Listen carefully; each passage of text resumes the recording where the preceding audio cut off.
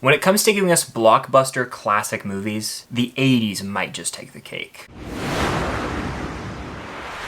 What's going on, guys? I'm Chris and welcome back to another video. So today I'm going through my top 10 favorite movies from the 1980s. This is another part of a series where I give my top 10 movies from every decade, and like I said, today is the 80s, so be sure to hit that like button, comment down below your favorite movies from the 80s, subscribe and hit that notification bell to help me reach my goal of 100,000 subscribers here on the channel. It would mean a lot. And check out the Unusual Couple podcast link down below for weekly podcast episodes with myself and my girlfriend Cam. We have a blast with it. Alright, so kickstarting this list at number 10, I've got The Blues Brothers. I watched this movie for the first time a few years back, and I haven't been able to stop thinking about it recently. It's got a great soundtrack. It's a very funny movie with John Belushi and Dan Aykroyd both committing to their parts, and it's super quotable too. Like, I find myself quoting this with my friends frequently. I also remember growing up, there was an episode of Drake and Josh that sang like a Blues Brothers song in the talent show, and so I was always infatuated with that song. And so of course this movie's awesome. It's over the top madness, very cheesy at times. Now, it's not a movie I've rewatched a ton since I first watched it, but when I went to my letterbox and I looked at 80s movies, I hadn't seen as many as I thought, and I was like, this one is probably one of the top 10 I've seen. At number 9 on my list, I've got Rocky 3, a sleeper for best Rocky movie. I know the first one is beloved, and trust me, by all standards, the first Rocky is unmatched. It's the best Rocky film. But this might be my favorite the more I think about it. This is where Rocky gets knocked on his ass by Clubber Lang, and he's got to go back and train with Apollo Creed, his nemesis essentially from the first two movies, and he has to relearn how to fight. He's got to get that eye of the tiger. What's not to love? You've got Survivor's song, Eye of the Tiger, made for this movie.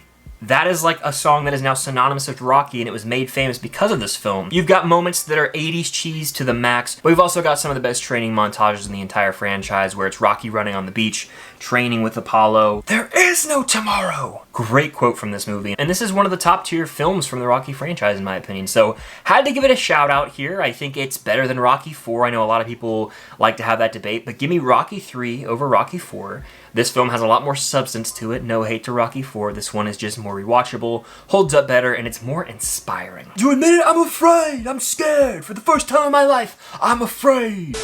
At number 8 on my list is a film I've seen once. I've had the urge to rewatch it soon. That is Stand By Me.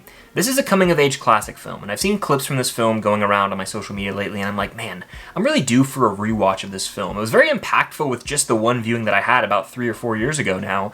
It's really stuck with me ever since then. It captures this youthfulness, this feeling of being 10, 11, 12, you know, in your early, like right before you get into that high school age group where you're just hanging out with your friends, carefree, and it honestly feels like it's gonna last forever. But then you look back one day and you realize, man, childhood really does fly by. And in the moment when you're a kid, you're thinking, I can't wait to drive. I can't wait to, you know, move out. I can't wait to do all these things. And then you realize as you get older, like, you don't realize how good life really was back then. It was so carefree and worry-free. You just played with your friends all day outside. At least I did growing up. And I miss those days. I think we all do. And so it's very resonant in that way. I think we all can kind of view this movie and feel nostalgic about it and our childhood friendships and just having fun growing up as a kid. And this movie is a nice little like hour and a half nostalgic blast to the past where you watch it and you can have these fond memories of childhood. And it's a very special movie because of that. So I had to mention it here. I've been due to rewatch this one for a while now. But it really captures like hanging out with your friends in the summer better than probably any other movie. If you like Stranger Things, you'll like Stand By Me. They're very similar vibes. At number 7 on my list, I've got Return of the Jedi, the conclusion of the original Star Wars trilogy. The best trilogy of all time, in my opinion. I love Return of the Jedi. In fact, I'm a sucker for a good conclusion, and this one gives us just that. We've got the Battle of Endor at the end of the film, where you've got Han and Leia on the ground with stormtroopers and Ewoks. You've got Lando doing the run on the second Death Star, and of course you've got Vader and Luke with the Emperor in this throne room scene that is amazing. It's some of the best in the original trilogy in terms of just pure Star Wars content, where Luke feels the pull to the dark side and then he chops off, you know, Vader's hand and he sees, oh my god, my father lost his hand just like I lost my hand, and they're both the same in a way. So he sees himself in Vader. It's a very powerful moment there. The ultimate redemption for Vader comes in the end. But of course, the first hour of this movie, damn near, is Jabba's palace and all that stuff with, you know, Boba Fett and the great score from John Williams. So what's not to love about Return of the Jedi? I adore it. It's a very satisfying conclusion. And the very end of this movie, like the final shot of the crew all happy on Endor, puts a smile on my face every single time.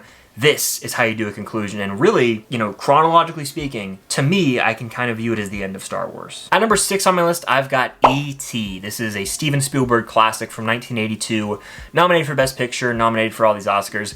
Again, much like Stand By Me, it has this nostalgic feeling about it where you watch it and you are reminiscent of your childhood in a way. It's a very beautiful film. I think it's one of John Williams' best works as a composer, like chill-inducingly good from start to finish. Some of the shots in this movie are some of the most iconic I've ever seen in a film, like when E.T. and Elliot fly in front of the moon. That never fails to just send chills down my spine. I get a little shiver just thinking about it. This movie also respects Reese's Pieces and kind of put them on the map. The best candy of all time. But you can definitely tell Stranger Things, my favorite show, took so much inspiration from E.T. You got this group of kids who's trying to get this alien back home. The government's trying to capture the alien and do experiments on it.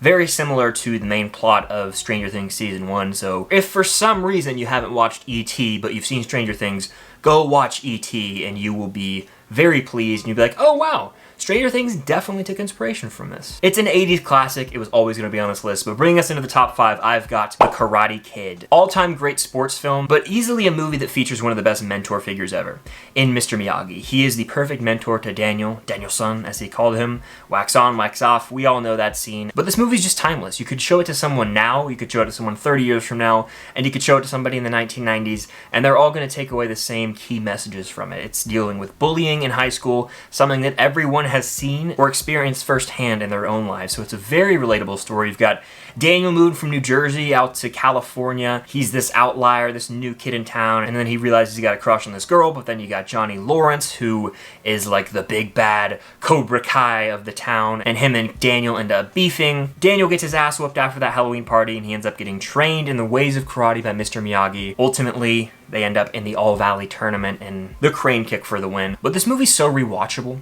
And I just love the little moments between Miyagi and Daniel, where we see that wisdom passed on. In the moment, Daniel's like, what is the point of this? Why am I doing all your chores, old man?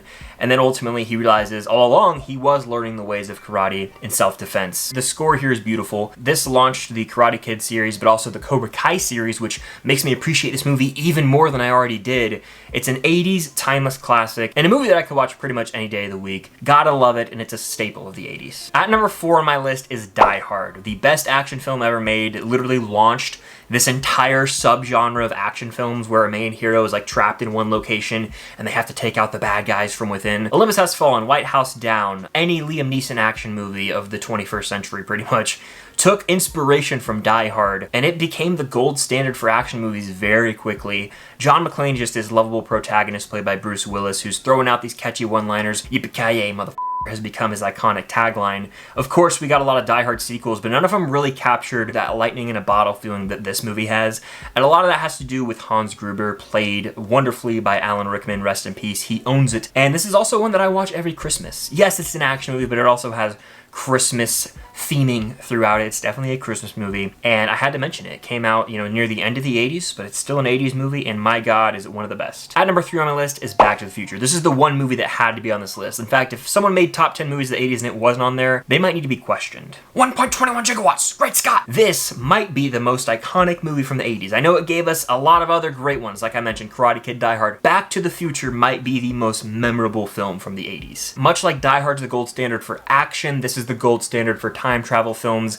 It created this world with the DeLorean time machine. Marty McFly gets sent back to the 50s. He's got to get back to the future that is the 1980s. Such a clever script. The movie does not waste a second. It moves at a lightning fast pace for the better. I could watch this movie any day of the week and just be enthralled. It's got lovable characters, hateable villains, and by the time the third act rolls around, your palms will be sweating. You'll be clenching the edge of your seat, even if you've seen the movie 100 times, wondering how Marty McFly will make it out of this thing. I mean, conflict after conflict just keeps stacking up until it feels like your head's gonna explode as a viewer. It is a masterfully made movie, and roads, where we're going, we don't need roads. My runner-up for my favorite movie from the 80s is Star Wars Episode 5, The Empire Strikes Back.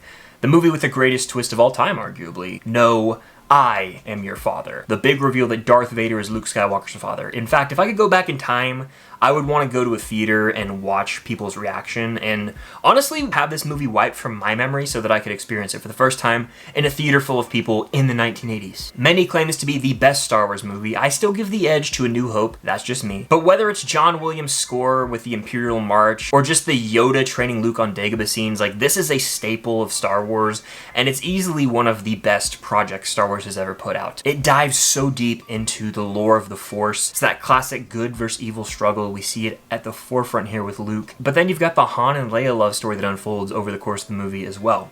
This is not a very grand movie. Like, nothing crazy happens here. You've got a few main plot lines. It's nothing too fancy. It's just damn good filmmaking, and it all culminates on Cloud City with Luke versus Vader. I know I say this word a lot, but the movie's iconic as hell, and you gotta love it. But taking the top spot for me is Raiders of the Lost Ark. This is the definitive adventure film that launched, obviously, the Indiana Jones film, but to me, put Harrison Ford really on the map. We knew him as Han Solo before, but then he got Indiana Jones, and it was like, okay, this guy's legit. I've rewatched this movie, I want to say 3 or 4 times alone in this calendar year we're currently in, and it's one of my most rewatched movies ever. I mean, it's one of those movies that I'm so comfortable in calling perfect from start to finish. The opening adventure just creates so much mystery around Indiana Jones as a character and lets us know what we're in store for.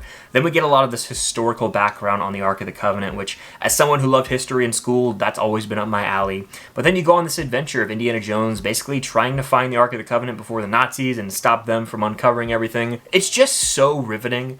And the movie never really lets the audience breathe in a good way. There'll be like this 5-10 minute action scene and we'll get like a little bit of dialogue, a little more lore on, you know, the Staff of Ra headpiece or where the Ark's located, and then we'll go right into this car chase or this scene with a bunch of snakes in a pit. It's awesome, and I can't help but love everything about it. Indiana Jones might be my favorite fictional character of all time, so of course Raiders is my favorite film from the 80s, and I think it's Spielberg's best work. Raiders is a damn special movie, one that most people out there should have seen, and it's another one of those movies that's probably on people's top 10 films of the 80s.